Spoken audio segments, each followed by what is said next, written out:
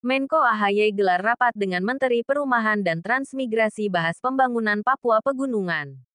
Jakarta Suara Kebenaran.com. Menteri Koordinator Bidang Infrastruktur dan Pembangunan Kewilayahan, Agus Harimurti Yudhoyono AHY, mengungkapkan bahwa pemerintah tengah memfokuskan perhatian pada pengembangan daerah otonomi baru, salah satunya Papua Pegunungan.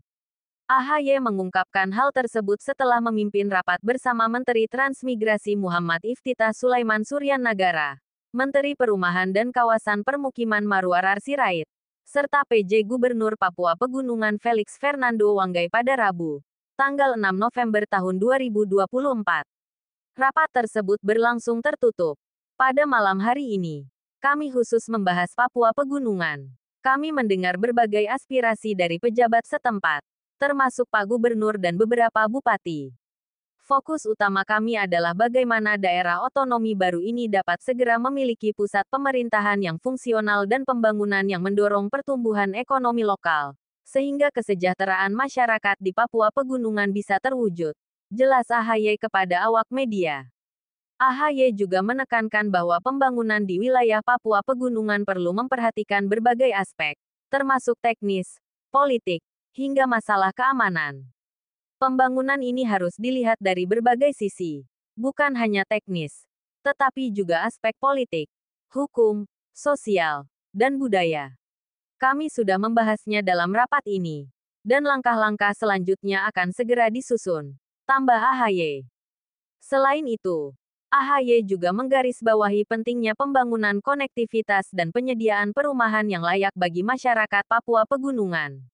Salah satu tantangan yang dihadapi adalah tingginya harga bahan bangunan di wilayah tersebut, yang jauh lebih mahal dibandingkan daerah lainnya. Kami ingin memastikan bahwa pembangunan di Papua Pegunungan tidak hanya memperbaiki konektivitas, tetapi juga menyediakan rumah yang layak bagi penduduk di sana. Permasalahan terkait harga material konstruksi yang tinggi menjadi perhatian, karena biaya pembangunan sangat dipengaruhi oleh harga material yang jauh lebih mahal dibandingkan daerah lain. Contohnya, harga satu sak semen di sana bisa mencapai Rp800.000 sementara di daerah tetangganya hanya Rp80.000. Ini tentu saja menambah beban biaya infrastruktur di Papua, yang harus segera kita carikan solusinya, terang AHY.